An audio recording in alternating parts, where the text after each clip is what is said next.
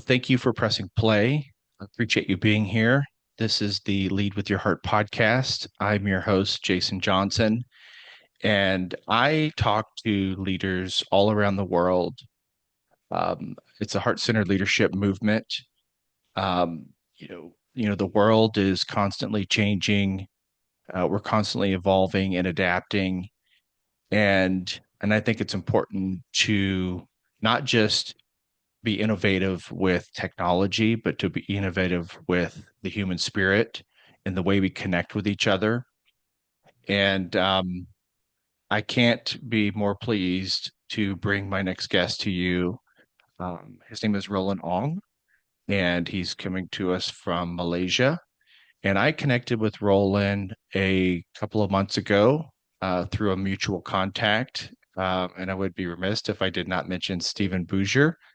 He has been a wonderful human in my life, and he's the human connector. He has connected me with so many wonderful people. And so Roland and I, along with Stephen and another gentleman in a different parts of the world, we connect every couple of weeks and talk about leadership. And I love the fact that we're in different countries because it gives us a diverse perspective, and the one commonality is that we're human beings and Mm. we all have the same human wants. And so without further ado, Roland, welcome to the Lead with Your Heart podcast. Thank you for being here, my friend. Hi, Jason. I'm glad. Very honored to be with you. Yeah, and I appreciate this time thing, right? Like Mm. it's 6:30 a.m. where I'm at. And what time is it there? 7:30 in the evening. 7:30 Yeah. p.m. Yes. Yeah. Uh, Roland, just introduce yourself a little bit, Mm. Mm. specifically around your upbringing and what connected you to wanting to be more involved with leadership. Right. Well, growing up, there's a lot of exposure to self-development, self-discovery. I grew up kind of heavy on the weight side. And every time there's a physical exercise or assessment, I'll always come out last. And people were laughing at me, and it was kind of a self-discovery. And later on, when I connect the dot looking backwards, it's like every adversity is not necessarily bad. It is good for our discovery. So I discovered myself, how to pick myself up, how to reinvent myself, redesign myself in terms of my mind. And that sort of like built a kind of resilience, growing up with a resilient. But that doesn't mean that I become from soft to a hard person. The softness is still inside me, but that softness turned to feel, to redesign and reposition myself, if I may say that. So I become competitive. But the thing is, Jason, I became competitive with myself and not with others. You know, Uh, yeah, you're nodding your head. So we're on the same page, right? Yeah, I So love, I, yeah, I love yeah, that. go ahead. Yeah, so I became very competitive with myself, and I do things to prove to myself that I can do it. And in my thoughts is that then people will know it. I need to know it first, and then people will indirectly know about it. And if they don't know about it, it's fine. But most important thing is me. Now, at the age of 7 to 9 years old, I have this thought already. And I remember very distinctly when we went to a bookstore, me and a group of my friends, they would buy comics. And I would reach out for Stephen Robbins, the management book. At 9 years old, I really do not understand most of the words in there, let alone read and understand it. But I love the charts, the colorful charts, inner circle, the outer circle, those management models, and I fell in love with it. And then my very first motivational tip was Zig Ziglar. And that was when I was like 12 years old. I saved up money to buy the tape, and it was called If You Help Enough Others Get What They Want, You Will Get What You Want. Zig Ziglar. I'm sure you're familiar with that title. And from there, it Yes. just went on. The notion or the spirit of Kaizen, self-improvement, self-learning. Of course, there's always up and down. I know I've one, two, three steps forward and then one step back, two step back, and then we move forward again. So I grew up in that environment. My parents were extremely supportive. They were extremely supportive that we were free to really establish ourselves, and also they were understanding. They provided space for me to make mistakes and to be myself, and that's how I grew up into the world. Um, Competitiveness with myself, constantly learning and improving. There's no failure, just learning principles like this, and I catch it in a very, very early age. And I'll end with this, Jason.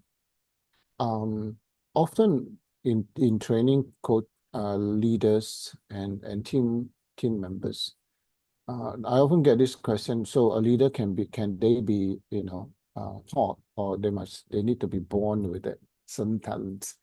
And I would say 30% of the leadership personality is inborn, but 70% you can learn the techniques and apply it.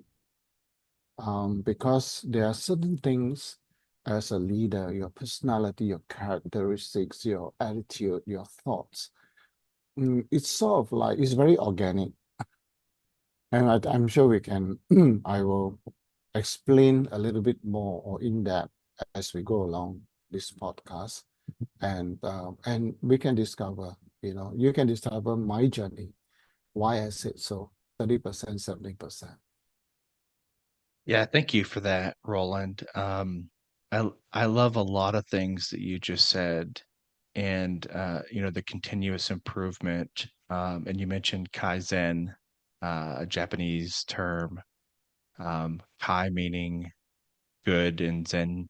I mean, Kai meaning change, and Yeah, Zen meaning good. This continuous yeah. improvement, and gosh, just you know, you mentioned being in competition with yourself Yeah. and growing.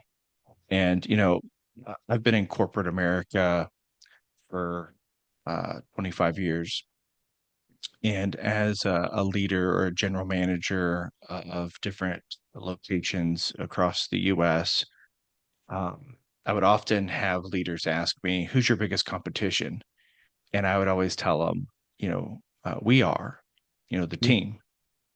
And he would say, no, no, no, no. Who in the market is your biggest competition? And I said, well, we are, right? It's this constant kind of looking at how are we today, and mm, and how can we be better tomorrow?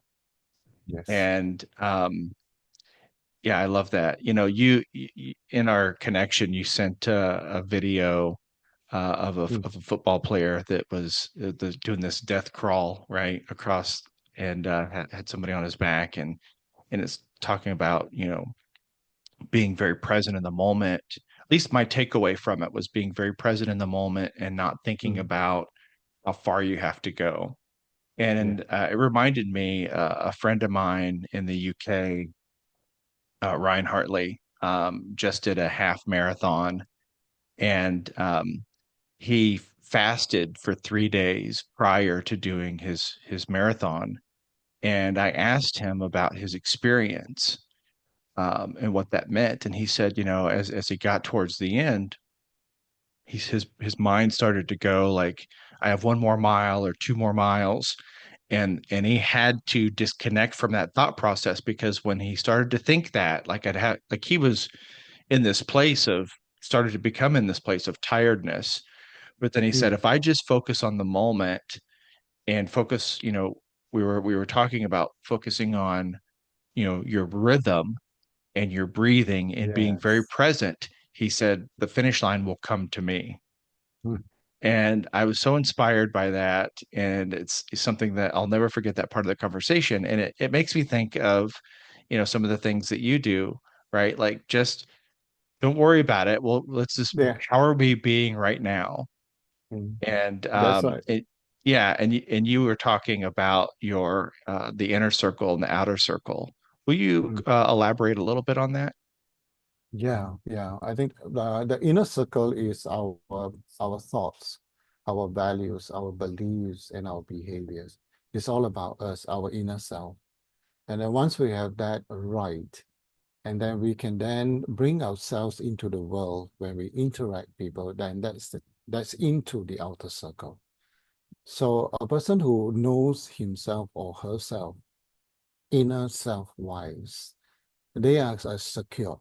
They are competing with themselves, for example. They are not competing with others. They are comparing themselves with the year before or the months before and not comparing themselves with others. So for me, in my experience, in my journey, and that is the purest form of improvement. We improve for we improve on ourselves in order to bring goodness into our family, community, workplace, and even the nation, you know. So the inner circle is about us, the inner self. And the outer circle is how do we bring our inner self or introduce ourselves into the world and interact with the world. Now, the interesting thing is, Jason, and I borrow this a lot of my principles from my Chinese background and philosophy as well as Japanese philosophy, is that when we bring ourselves to the world, we add on to the beauty of the world around us. Right? So we bring a flavor. Jason, you bring a flavor to your family and to your workplace in terms of your personality, your thoughts, your behaviors, your emotions. Those are canvas that we paint it, with our personality. And I it's I mean in modern terms we call it diversity and inclusion. Diversity, for example. And in Buddhism, you see them putting a bunch of flowers where there's a lot of different type of flowers and different colors. And that is to remind, my sister taught me this. That is to remind us that our community is built from many different characters. And then in terms of if I were to relate it to leadership, is that when we are in a team, it's like that bowl of flowers. There are so many types, so many kinds of personality, people from so many backgrounds. And you look at it, it's beautiful, and the scent that it gives out is even more beautiful. So if we look at teams that way, it's non-threatening. In fact, it is a joy to work with them. Beautiful.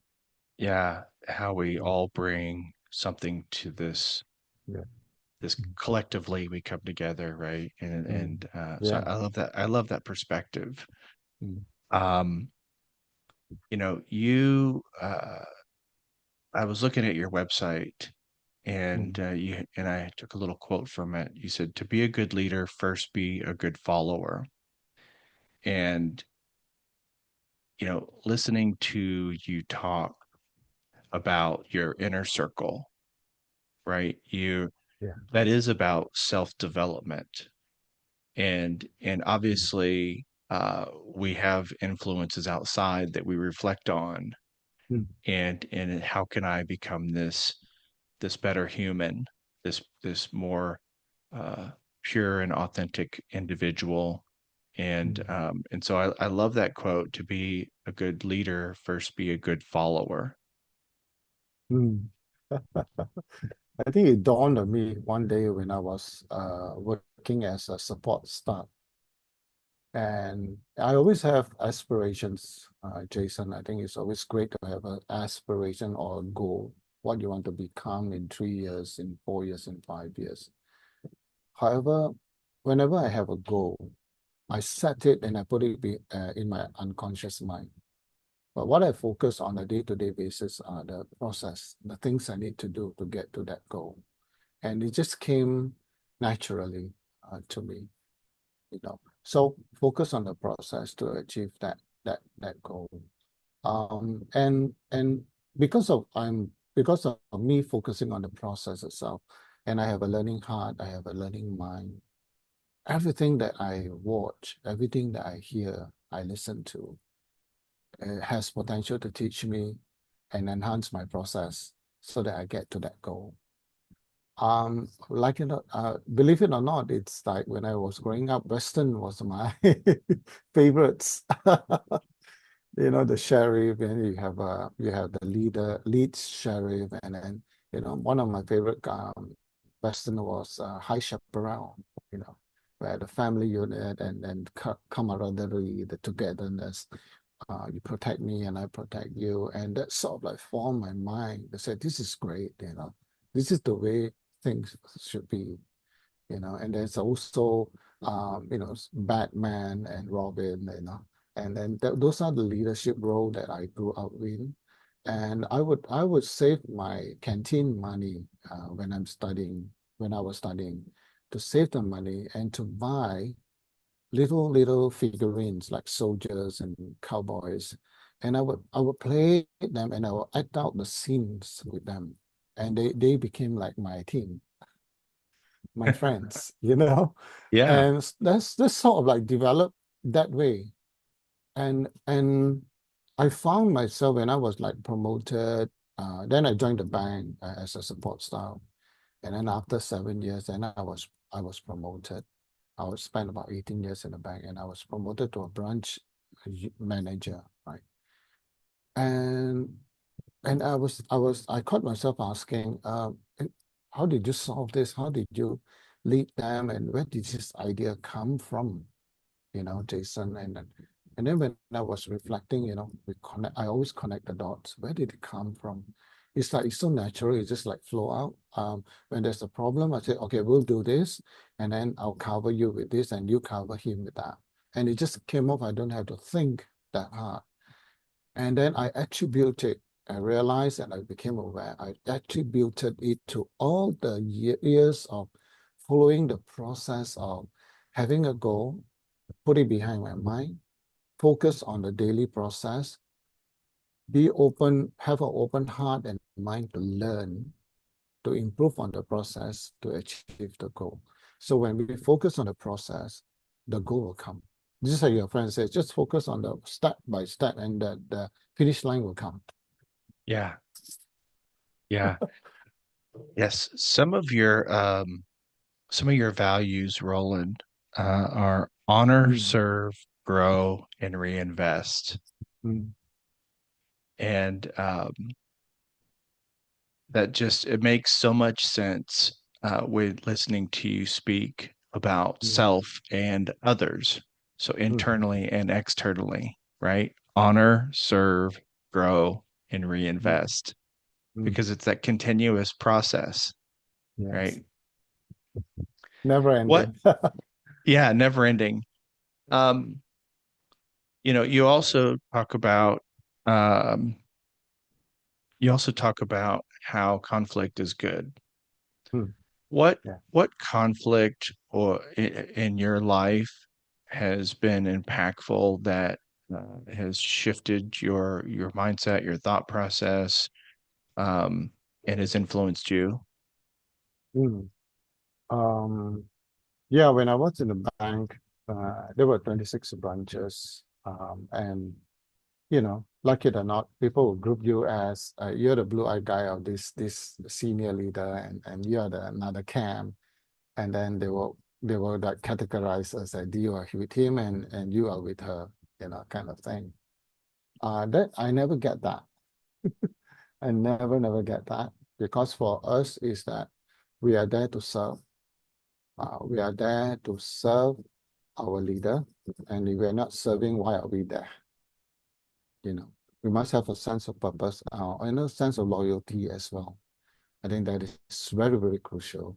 Loyalty not only towards the person, but to the objectives, to the goal of the business unit, of the business, even the whole conglomerate. You know, what is the purpose of that company that we work for? And then we need to align our personal purpose to the organizational purpose, right?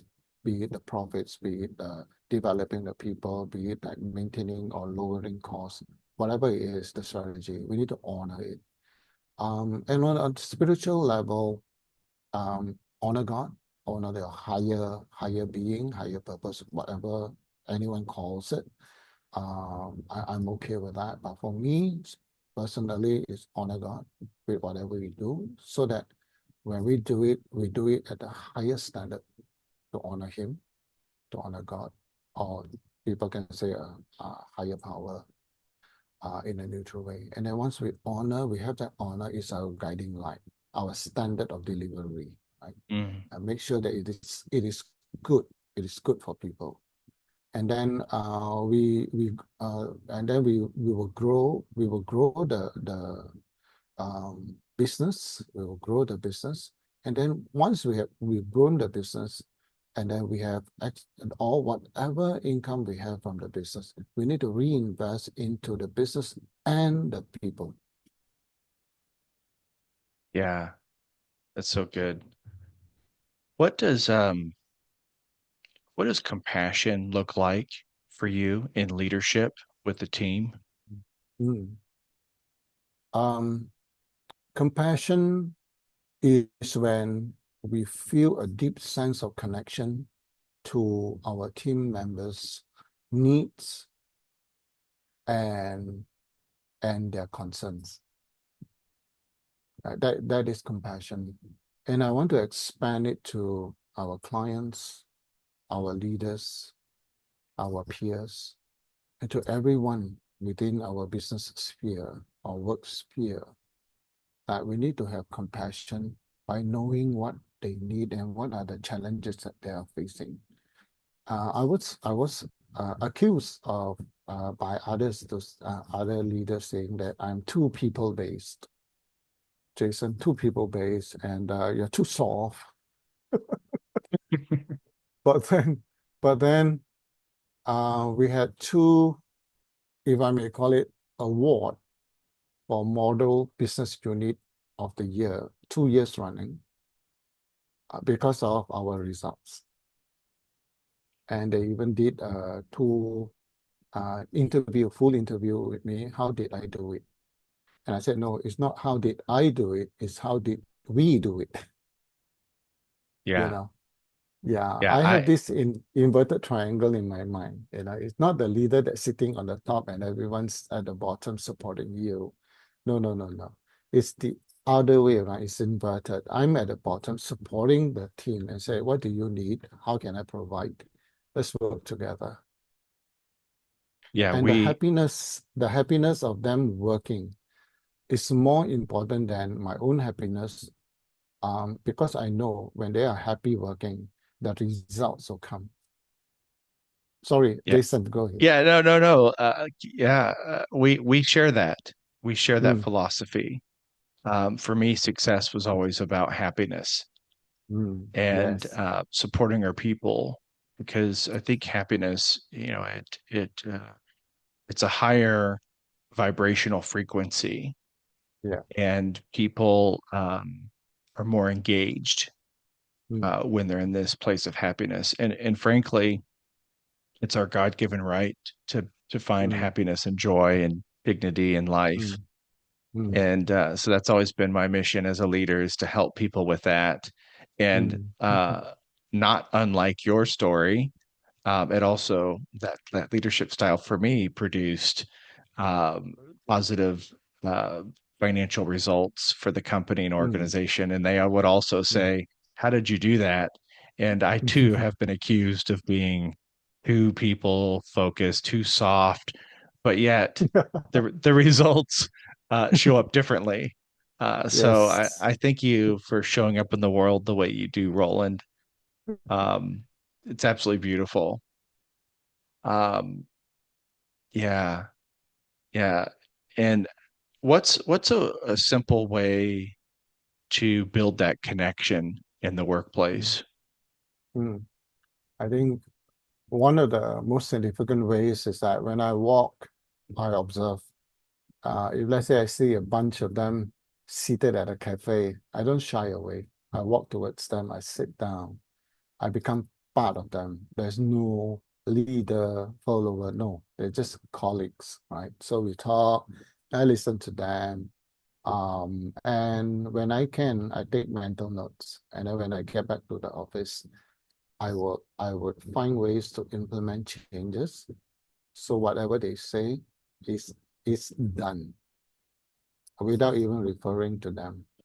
And the element of surprise, it's so happy to watch, you know. One of them will come and say, "Boss, you did that." First of all, I didn't like people calling me boss. No, I'm not your boss. We are colleagues. It so happened that I am the coordinator. Right. So and they will say, "Oh, what you did that?" I say, "Yeah, yeah, I heard what you said." And the second thing is that I have this principle of 595. 5% of my income, my pay, need to be reinvested into my team in order to secure my 95%, right? So when I like my state just now, when I see them, I sit down with them, I eat and drink with them, and I'll pay the bill, I foot the bill. Because 5% of my income needs to be reinvested. And this is how, and also the last example is that we need to be aware as leaders. I was very aware that a person's demeanor when they come into the office is like that. And one day they come in very different. And that raised a flag in my mind that says that something's up. Let me connect with this person. And then in private, when I connect with them, they will share that out. Their husband has this problem and they have these family issues and all this thing. And that will come to play to see how I can support them. Uh, I also, connecting the dots, I also know that I have this I would say ability, this natural tendency to notice these things because I'm a highly sensitive person. HSP, very highly sensitive. I got this plus and negative points. But let's talk about the plus points for now. And I tell you what my mom told me before she passed on, and that really enhanced also my personality and my leadership. So the sensitivity is so crucial as a leader. I will call it objective sensitivity. It's not sensitivity and then you get carried away by your senses, but it's more of like sensitive enough to make the right decision objectively to ease the situation so that everyone's happy. So Yeah. the idea here is to, if I were to put it this way, our role as a leader is to create the right environment for our followers to function. It's just like a plant. You make the environment, the air, the temperature, the soil, the water content, and whatever, that helps a plant to grow. Provide that. And then the plant will grow, So the team will grow so that the team functions so well that the results, maybe most times, will exceed the results required. Yeah, it really is about the environment Yeah, and cultivating that environment so yeah. that the conditions are right. Because you're 100% right, that these people in the workplace are humans first. Mm, So you talk about, or we hear the phrase, people first leadership, people first, focus, and they're people, comma, first. mm, mhm. And when we start to see them as people first who happen to do certain jobs at the workplace, then it strengthens that connection and that bond that you talk about, and brings Mm, us together as a cohesive unit. yeah. And so your mother was a wise woman. Yes. She is. When she passed, before she passed, we had a conversation, and a very significant message that she gave was, to me personally, was don't be too sensitive. And that brings that, let us go into a negative side. Sometimes when I'm too sensitive, whatever people say or do, it affects me.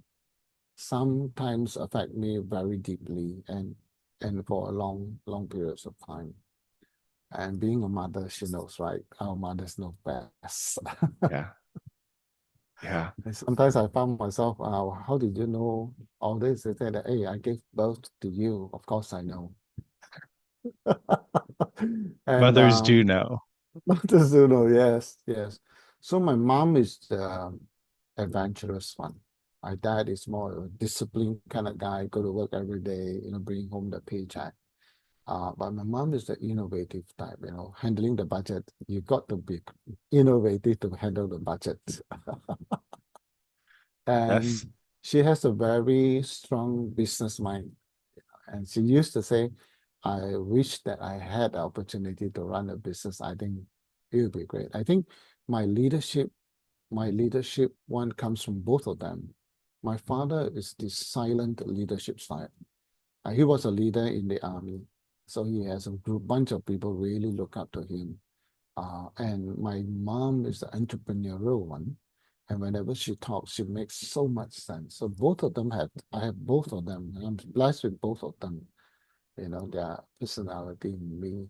And I think it gives me a very well-rounded leadership style. Yeah, we have so many similarities. Mm, Um, and it sounds like, with your influence, you talked about 30%, 70%, or 30, mm, 70. mm, And, as a 9, 10, 11, 12-year old, when mm. your friends were reading comics and you were interested in Zig Ziglar, it sounds like that maybe you're in that 30% range of somebody who naturally becomes a leader. So you want to talk about your 30/70? Yeah, yeah, yeah. I think 30% is my personal ambition, to decide how I want to create my career, for example.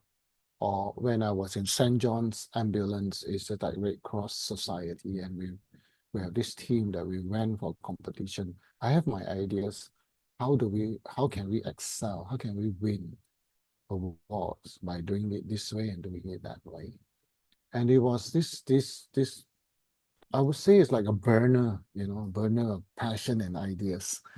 And whenever I dive into a competition or a challenge, that burner will go full blast. The creativity, the determination. Also caught myself saying that nobody's going to tell me what I can and cannot achieve. If it's meant to be, it's up to me. From a young age, it was that. I think it could be a mechanism which I developed when I was struggling to, like, comparing myself to my friends who can run faster, can do pull-ups more than me. I can't even do one, Stephen.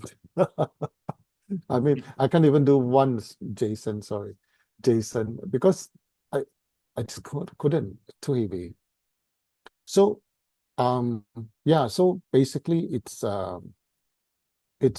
discovery of ourselves. And I tried teaching this to others, the 30%.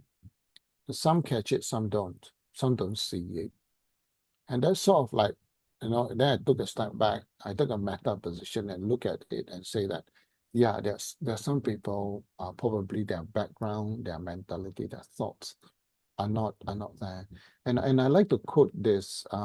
I read it online, and I don't know whether it happened, but it's lovely. It's about Mother Teresa uh, being interviewed by this reporter, and the reporter asks, "So do you pray out? How do you talk to God?" He says, "Well, I pray." What do you tell God? I said, "Tell God? No, I listen." Oh, okay. So what did God tell you when you pray? God tells me, no, God listens.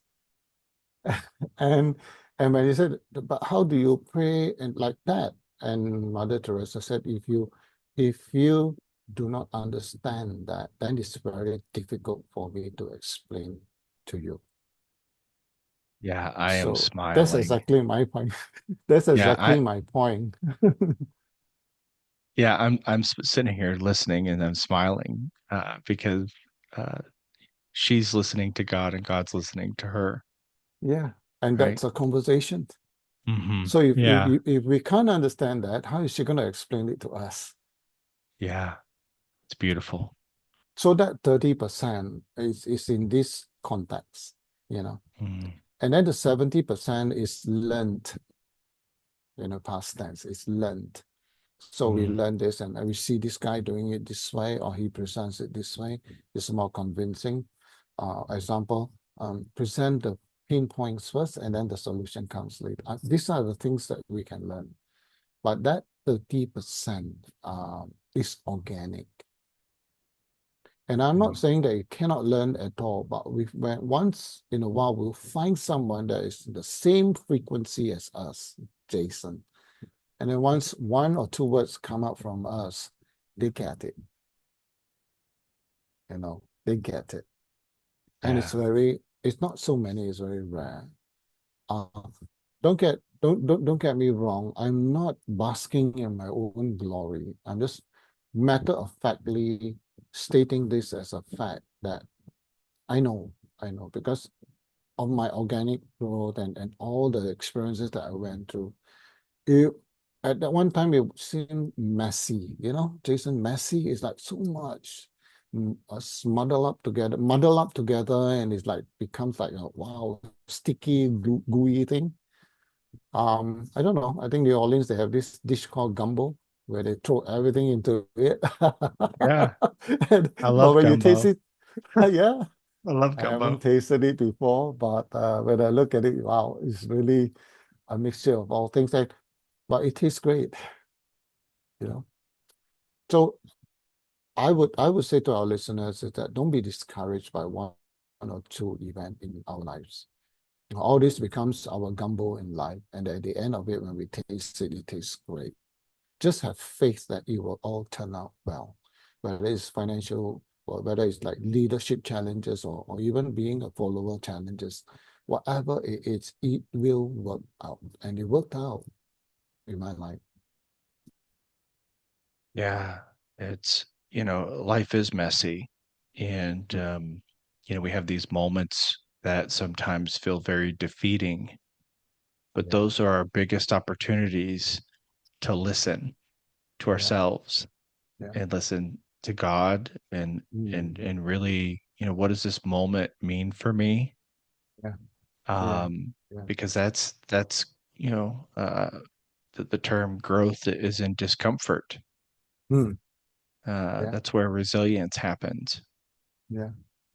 Yeah. And I think if we look at the eagles, how they train the youngins and or they take care of themselves, they will break their beaks and then let the new beak grow. Then it's sharper and it's more functional. And Mm. they'll do their nest high up on a cliff, and they can push the youngins off the cliff so the youngins build the strength in their wings so that they can fly. So if we just look at nature, we can learn so much. Trees, I teach this in my leadership program. I say that we want to handle our stress, go to the forest, go to those trees, because trees let off chemicals. They call phytoncides. They will exchange chemicals to repair each other, and so the roots happen that way. And then when we walk in the woods, we inhale these phytoncides, and it becomes an antioxidant for us to heal ourselves. So go to nature and we can see so many of these principles, how we should think, how we should feel, how should we, what decision we should make, what behavior we should have in order to flow in this environment, to make everything grow. Well, rather than chopping the trees down, meaning rather than chopping people down, build it up, build up everybody. I'm not saying that as leaders, we need to do something unpopular as well. When we need to reprimand with love, we reprimand. And I do reprimand people when it is required. But I reprimand with love, Yeah. tough love, I call it. It's Yeah. unpopular, but I always have this saying as well, Jason. Maybe it's great to introduce it here. Be effective as a leader.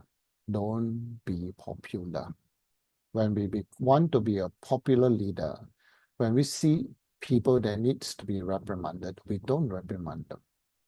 So, but when we are effective, we will do the necessary, whether to reprimand or edify, we do it because we want to be effective leaders to create an effective team. Yeah. I love that.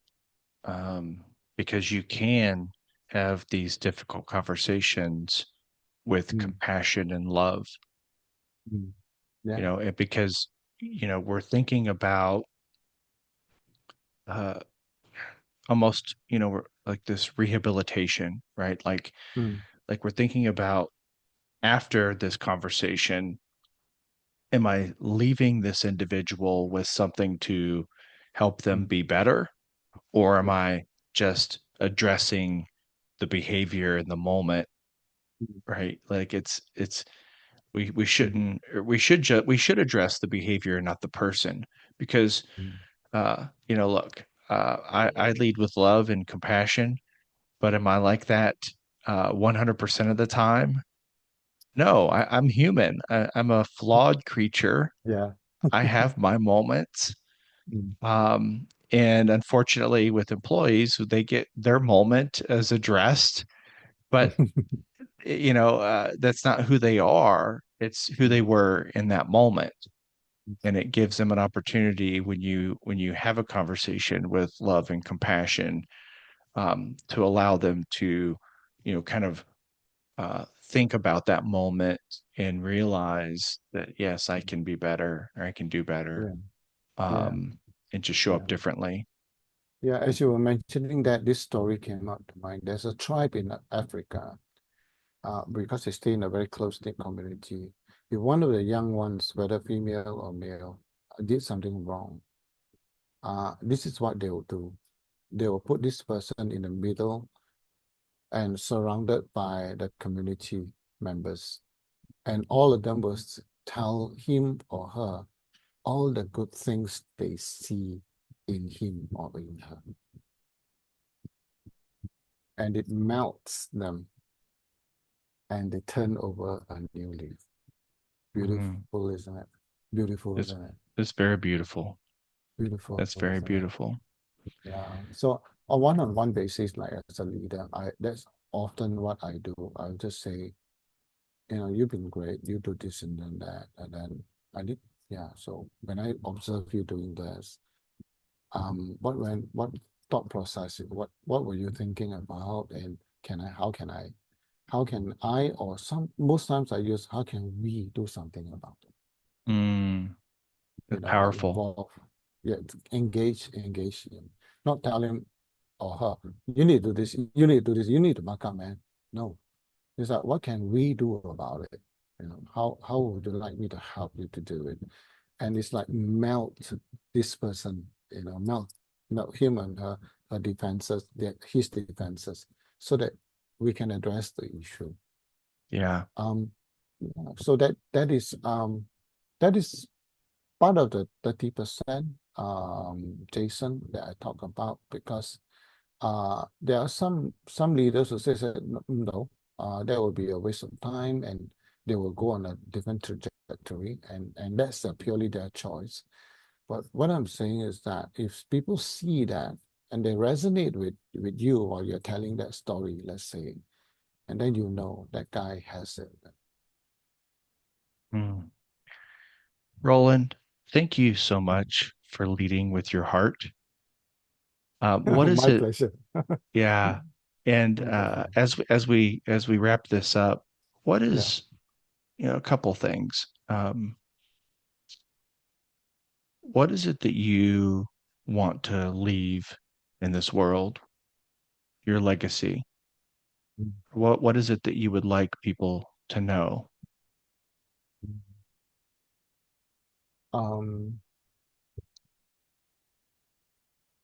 I've been doing a lot towards this legacy by passing it on.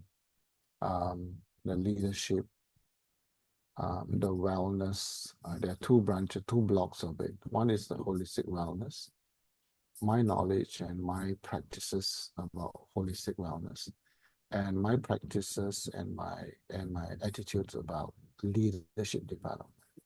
I've been passing it on, passing it on to people who are ready to receive. So I got a couple of mentoring groups going on. And ultimately, I would like to see a better world. To me, a better world for me was in the 70s and the 80s, where there were competition, but they were very gentlemanly done. There's more community-based technology. It wasn't so invasive. How do you call it? Invasive. It's not Yeah. so. It's not so distracting. It's just limited to dialing telephones. There's no gadget in the hand, Yeah. and a lot of interaction, a lot of meaning that comes up from friendship. And when you go walks, runs together, picnics together, and you spend time listening to each other. So this human connection, because I'm driven by this experience of some of my friends who are pastors in the church. At thousands of deathbeds, nobody talks about their assets. Nobody talks about their businesses, their profits and losses, but they talk about the relationship they wish they had sustained and the people they wish they had spent more time with. And that really resonated with me very deeply, because losing my parents, my siblings, it really drove home this point. So I think ultimately the legacy is to leave people with the right perspectives so that they can enjoy this journey much, much better, the journey of life. Absolutely wonderful. Thank you for being here, my friend. I've really enjoyed our conversation, and I think I'll end it on that note. Enjoying the Thanks, journey of Jason. life. Thanks, Jason. It has been a pleasure. And I will leave some links in the show notes if people want to connect with you. Thank you so much. Thank you, Jason.